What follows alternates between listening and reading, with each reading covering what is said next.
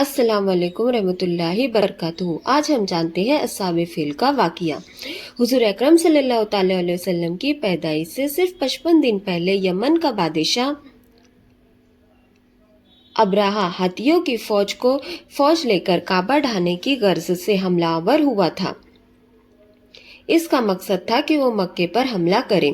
اس کا سبب یہ تھا کہ ابرہہ نے یمن کے دارالسلطنت صنعا میں ایک بہت ہی شاندار اور عالیشان گرجا گھر بنایا اور یہ کوشش کرنے لگا کہ عرب کے لوگ بجائے خانہ کعبہ کے یمن آ کر اس گرجا گھر کا طواف کریں، یہاں کا حج کریں۔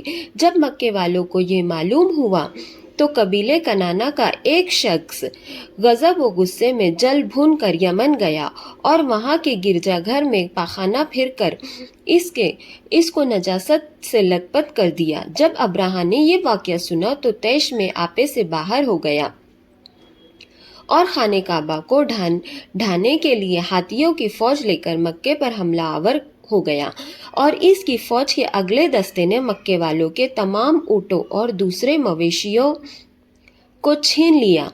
اس میں 200 یا 400 اونٹ عبد المطلب کے بھی تھے۔ عبد المطلب رسول اللہ صلی اللہ تعالی علیہ وسلم کے دادا جان تھے۔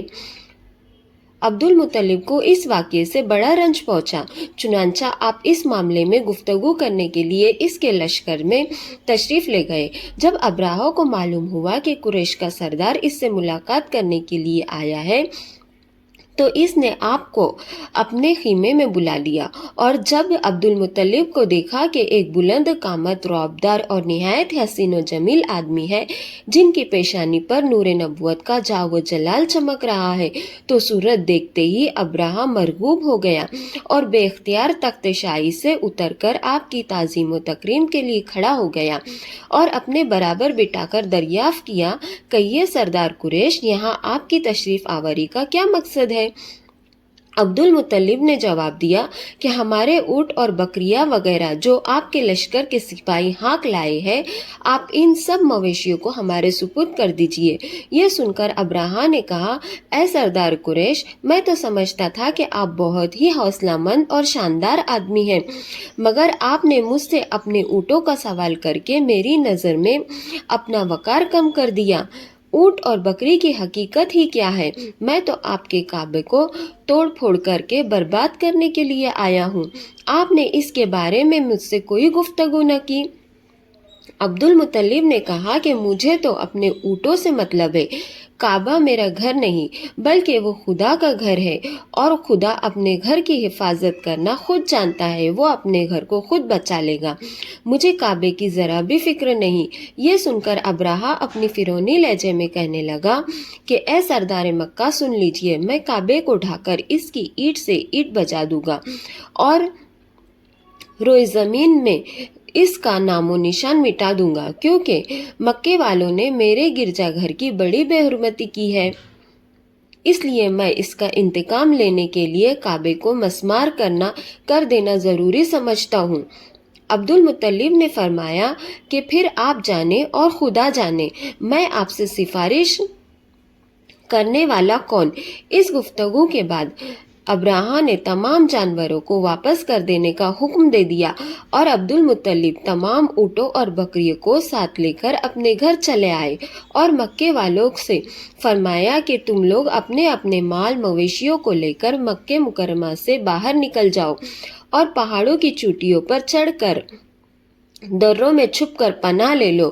مکے والوں سے یہ کہہ کر پھر خود اپنے خاندان کے چند آدمیوں کو ساتھ لے کر خانہ کعبہ میں گئے اور دروازے کا حلقہ پکڑ کر انتہائی بے قراری اور گرد وزاری سے دربار باری میں اس طرح دعا مانگنے لگے کہ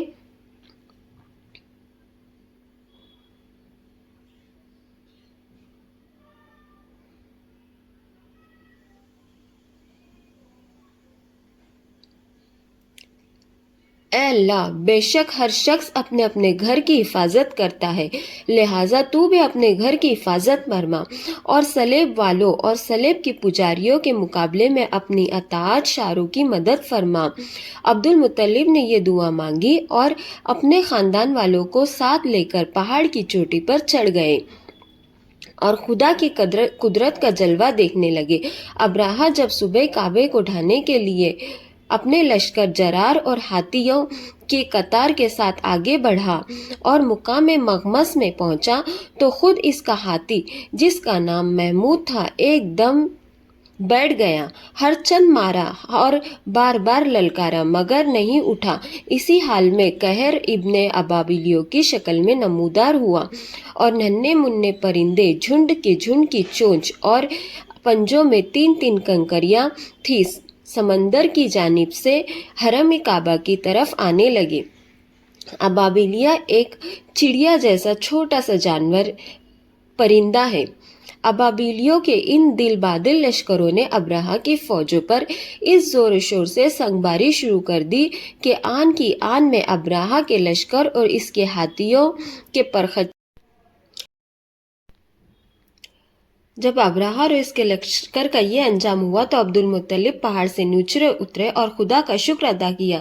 ان کی اس کرامت کا دور دور تک چرچا ہو گیا اور تمام اہل عرب ان کو ایک بزرگ رسیدہ کی حیثیت سے قابل احترام سمجھنے لگے۔ اصحاب فیل کا یہ واقعہ ہمیں صدقہ جاریہ کے حیثیت سے دوسروں کو بھی شیئر کیجیے اور سب کو یہ اصحاب فیل کا واقعہ، جو ابابیلیوں، اتنی باریک چھوٹی سی چڑیاں جنہوں نے اتنے بڑے لشکر کا خاتمہ کر دیا۔